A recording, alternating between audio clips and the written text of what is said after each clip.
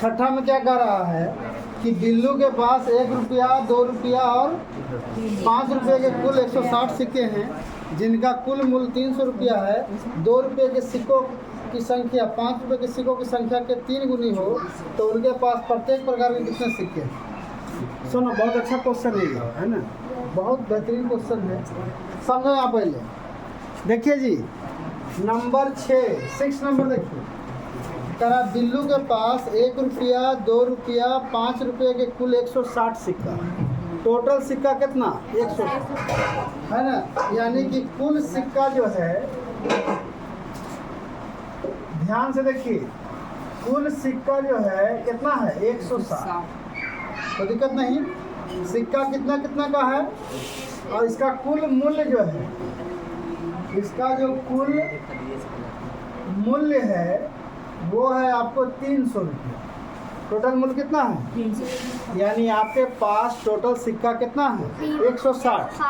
मान लिया हमारे एक बंचुकड़ी आप फोड़े तो उसमें कै गो सिक्का निकला? 160। तो उसमें सिक्का निकला 160, लेकिन पूरा अमाउंट कितना है? 300 रुपया। और उसमें से जो सिक्का निकला है वो कितना कितना का निकला? तो 1 रुपया, 2 रुपया, 5 रुपया। यानी जो उसमें सिक्का है वो कितना कितना का है? 1 रुपया और उसके बाद 2 रुपया और कितने का? 5 रुपया। यानी 3 प्रकार के सिक्का आपको निकला है और टोटल सिक्का कितना है? 160 है टोटल सिक्का। 160। और टोटल उसका अमाउंट कितना है? 300। मानो कि उसको गिनेंगे तो कैसे हो गया? 300। अब ऐसे काउंट करेंगे तो कितना हो जाएगा? 160। 100। तो इसमें कंफ्यूज नहीं करना है कि 160 क्या है और 300 क्या है। गिनती के हिसाब से गिनेंगे तो कितना हो जाएगा? 160। और रुपया के हिसाब से देखेंगे तो कितना होगा? 300। और मेरे पास जो सिक्का है वो 3 तरह का, कितने तरह का?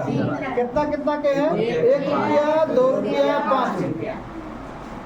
अब इसमें दिया हुआ है कि 2 रुपये के सिक्के की संख्या 5 रुपये के सिक्के की संख्या का 3 गुनी।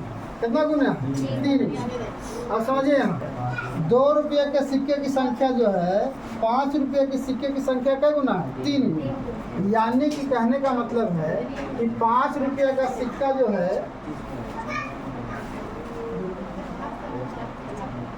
यहाँ देखिए, मान लिया जाए कि 5 रुपये का सिक्का जो है 1 ठो है। 5 रुपये सिक्का को है 1 गो, तो आपके पास जो 2 रुपये का सिक्का है कै गो होगा? 3, है ना। यानी कि 5 रुपये का जो सिक्का है, 5 रुपये का जो सिक्का है और 2 रुपये का जो सिक्का है, दोनों का अनुपात कितना है? 1:3। 1:3। तो दिक्कत यहाँ तक। अब यहाँ से हम क्या करेंगे, अभी पिछले हिसाब में आपको समझाए थे कि कोई भी चीज़ रेशियो में दिया रहे तो उसको हम मेन अमाउंट में कैसे लाएंगे? तो x लगा के कैसे लाएंगे? सब लिखेंगे यहाँ पे कि माना कि 5 रुपये का सिक्का कै गो है? x। 5 रुपये का सिक्का कै गो? x। और 2 रुपये का सिक्का कै गो? 3x। यहाँ तक कोई दिक्कत? यानी मेरे पास 5 रुपये का सिक्का कै गो है? x। और 2 रुपये का सिक्का गो? 3x। और देखिए यहाँ मेरे पास 1 रुपये का सिक्का का कोई अता पता नहीं है। 1 रुपये का सिक्का का अता पता नहीं, लेकिन हमको इतना पता है कि टोटल सिक्का है 160। टोटल सिक्का क्या है? 160। और यहाँ 5 रुपया 2 रुपया का सिक्का टोटल कै गो है? 4x। टोटल कितना है? 4x, है ना। तो यहाँ जो टोटल कितना आ गया? 4x। और टोटल सिक्का कितना है? 160। तब यहाँ से हम निकाल सकते हैं 1 रुपये का सिक्का कै गो है? तो 160 में से हम कितना घटाएंगे? 4x।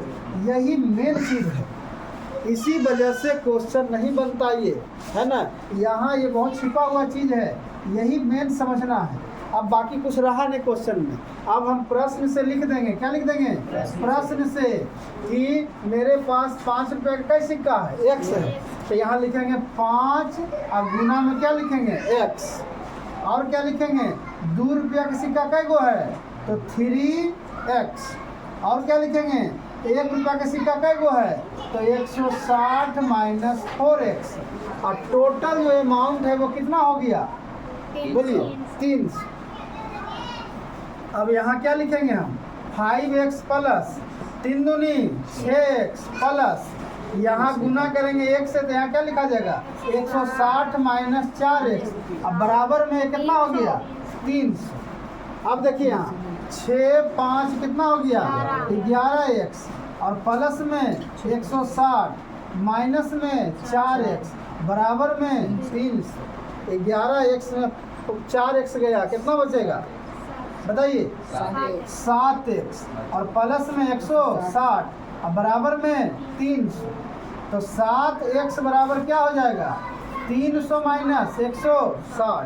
तो 7x बराबर घट के कितना आ गया जी 140। आप चाहें तो 7 को यहीं से काट सकते हैं तो कितना आ जाएगा 20। तो x बराबर कितना आ गया 20। यानी कि x का वैल्यू कितना है 20। यानी 5 रुपये का सिक्का कै गो है 20 गो। 5 रुपये का सिक्का कै गो है 20 गो। तो 2 रुपया का सिक्का कै गो हो जाएगा 60 गो। और 1 रुपया के यहाँ निकाल देंगे तो यहाँ पे हम निकाल देते हैं, नीचे दिखेगा नहीं, यहाँ देखिए। तो 5 रुपया का जो सिक्का है वो क्या है x। और x का वैल्यू कितना आया है 20।